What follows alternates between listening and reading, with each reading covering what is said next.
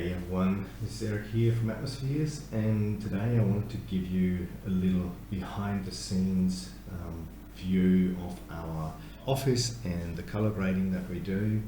As you can see, we've got 3 different monitors here, and we've got the Quest 3 headset.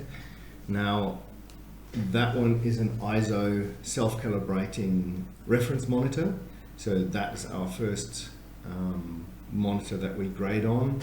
Then we go into the headset, grade there, and then we check these 2 to make sure that our footage looks good on them as well. Now I can show you what it looks like in the headset. So this is a preview where we can check the colors directly in the headset, and of course it looks slightly different on this monitor as compared to when we're actually wearing the headset, but yeah, that gives us 1, 2, 3, 4 different devices that we can check the color grade on. And that for us is important because we want our footage to look good on as many devices as possible.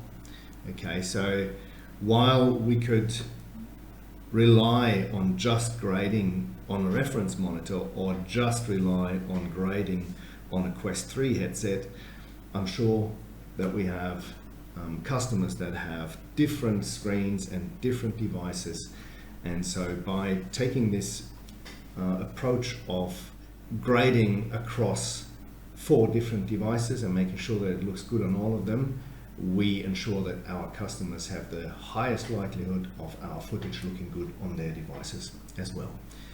You'll also see the Lumetri Scopes over here and the histogram, and you can see that we stay well underneath the 100% saturation line, which you can see around there.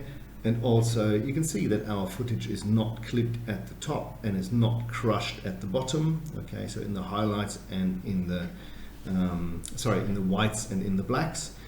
Now all of this ensures that our footage looks good on a variety of monitors and VR headsets and other display devices, but our customers still have the ability to use the entire range of the color and the exposure information that is in the video, so they can, if they want to, they can grade the footage to their own liking. Okay, so they have all the abilities to do that. Now that concludes the little behind the scenes look at our color grading process, and I'll go into the individual videos right now to show you what we have done with all of these videos. So let me continue on screen. Now we're back on the desktop, and I'm going to take you through the individual videos and what we've done with them. Most notably, you'll see the color, so I'll switch that on and off. Okay, so that's quite a difference, I think, and as you can see here in the scopes, we are staying underneath 100% saturation line, so none of the colors are actually clipped, none of the whites and blacks are clipped. Okay, so you have the entire range that you can still work with if you want to do your own color grading. However, that said, as you saw previously, we do our best to get good looking footage that you can use straight as you get it from us, okay, if you desire to do so. So the other thing that we did was to remove the tripod and the camera, and there's no sun flare here anymore, and we even removed that tiny little double fragment that was a leftover from the stitching. Sometimes that doesn't always work 100%, so this is what it looks now. Okay, and of course there's not going to be me back there running behind the trees. So yeah, that's what it looks like now, and I really like this biosphere habitat. It's a good one. Now the next one. With this one here, we've done similar things. We've removed the shadow. Okay, as I said previously, we've stabilized this. Okay, so you won't see any shakiness here anymore. The color has been adjusted. Let me just double check. So if we turn all effects off and on again, okay, you can see a remarkable color change. Okay, the other thing that you hear in the background, we've replaced the camera audio with audio that we recorded on a separate sound recorder, okay, just to get a clearer sound.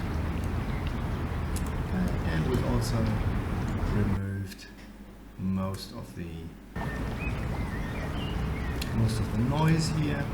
Actually, that effect is still turned off, and the reason for that is because if I turn it on, this is going to significantly slow down the computer.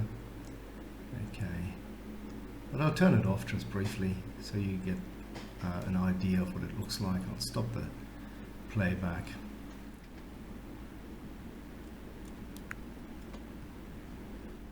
Yeah, and you can really feel the computer grinding to a halt there as I turn on this effect.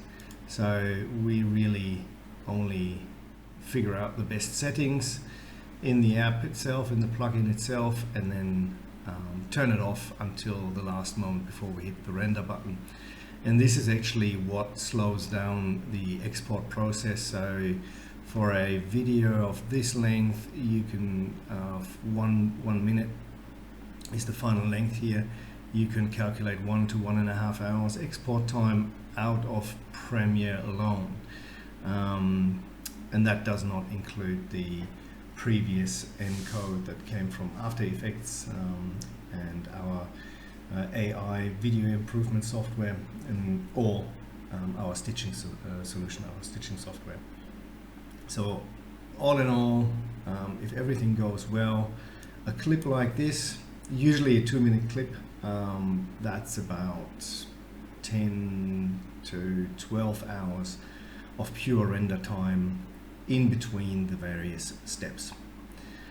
So, and you can see why, you know, it just takes a lot of time to process all of these improvements. Okay, so that was the Moselle River right there. And let's go to the cascading waterfall. Zoom out, and once again, that was what you saw previously, and this is what it looks like now, and that's your 360 view. We've removed the tripod and monopod and camera shadow. All of that is gone. We are removed from the shot. So and the people back here, they've been removed, so I can play this back. And the sound is replaced, so that it's not the in-camera sound, but actually from the audio recorder. Yeah, people are removed. And beautiful colors. So, and we said previously that there is no need to actually denoise the sky in this one, and I still believe that is true. Okay, the next one is very similar, if you remember. So, same thing, removed the shadows, adjusted the colors, removed us, and we're back after the screen recording software decided to shut down. So yeah, back at this lovely location, this waterfall, mossy waterfall, and on to the next video, which is from what's called in German the Himmelsberg, which means the Heavens Hill. And that's probably because you're so close to heaven up here that they decided to name the hill after that. And I think it's a very fitting name considering how close you really are to heaven. And yeah, beautiful video right here. Once again, you don't see me anymore back there. Change or apply the color and move on to the next, which, as I said previously, is a variation closer to the ground, where you can see the grass and the flowers a bit closer. Turn on and off the color. Now, before we move on, I wanted to show you one more adjustment that we make in some of our videos. Sometimes the horizon is not entirely exactly where it should be. So in those cases, we adjust the clip up and down, and perspectively correct, of course. So that's what you see here. Okay. Now, to do that, we actually have a grid that we overlay over this video, and then we adjust the horizon accordingly. So as you can see, this was way too high. The horizon, this is where it should be. So we adjusted that. So it's now 100% correct. This one here, I think we missed that one in the introduction. So this is just a typical German forest, nice and cool and shady in the summer. And yeah, no tripod here, beautiful sound as you hear in the background.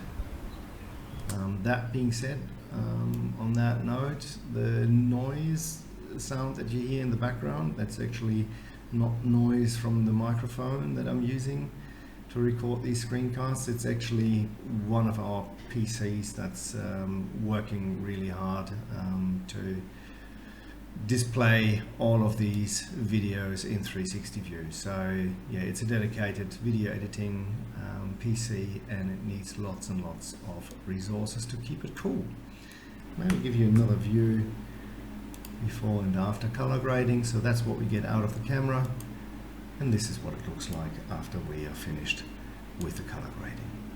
Now, moving on to our last, but certainly not least, clip.